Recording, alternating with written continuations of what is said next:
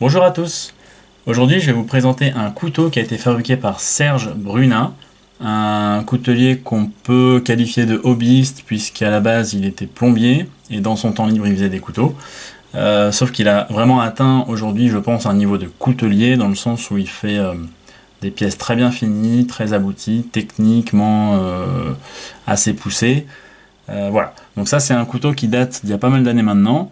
Donc vous verrez sans doute des petits défauts qui pourraient être améliorés, mais voilà, encore une fois, c'était plutôt dans ses débuts. Ça n'empêche que c'est un couteau super intéressant, un de mes couteaux préférés de ceux de ma collection, et un couteau que j'aurais pu inclure dans une vidéo que j'ai faite récemment, qui parle de l'évolution de ma collection. Voilà, juste...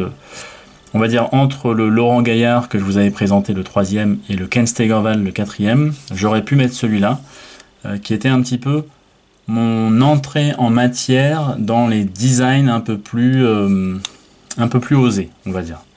Voilà, donc vous pouvez le voir tout de suite, hein, c'est un design quand même assez particulier, et un très très grand couteau, puisqu'on a une lame de 11 cm pour un total de 24,5 cm. Voilà, c'est vraiment un très grand couteau, pour un poids quand même assez contenu vu sa taille, d'une centaine de grammes. C'est un mécanisme à friction, donc on n'a pas de blocage de lame. Voilà, après c'est surtout le design qui est intéressant. On a une lame sandwich, qu'on peut voir ici sur le dessus, avec un cœur en D2 ou quelque chose de similaire au D2, puisque c'est un acier japonais. Je ne saurais pas vous dire malheureusement qui l'a forgé. Mais voilà, c'est un équivalent du D2 avec des flancs en damas. Je crois que c'était sans doute mon premier couteau en damas, donc voilà, c'était une première pour moi. Je trouvais ça absolument magnifique. Super boulot.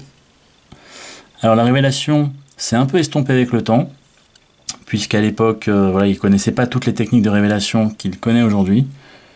Et puis bon, je me suis servi du couteau aussi, donc voilà, ça l'a un petit peu terni. Mais ça coupe vraiment très bien.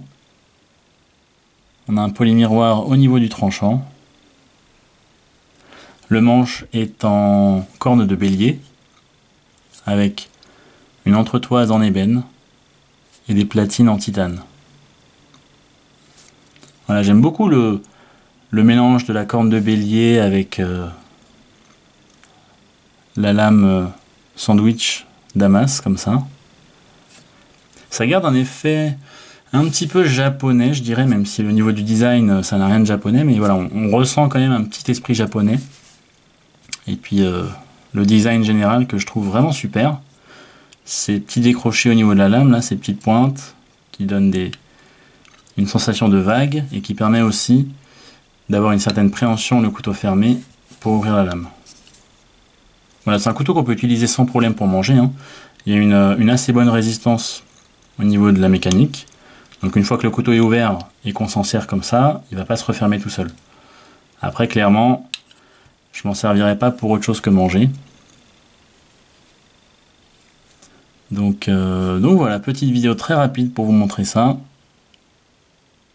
J'ai pas beaucoup d'autres choses à vous dire sur ce couteau. J'ai quelques autres couteaux de Serge Brunat à vous présenter en stock, des choses un peu plus abouties, on va dire.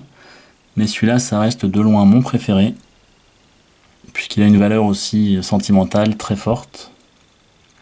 Et ici, on a la petite signature de Serge Brunat, que je trouve aussi très esthétique. Voilà pour ce couteau, j'espère que ça vous a plu. Et puis, comme d'habitude, je vous retrouve bientôt pour une prochaine vidéo. Ciao.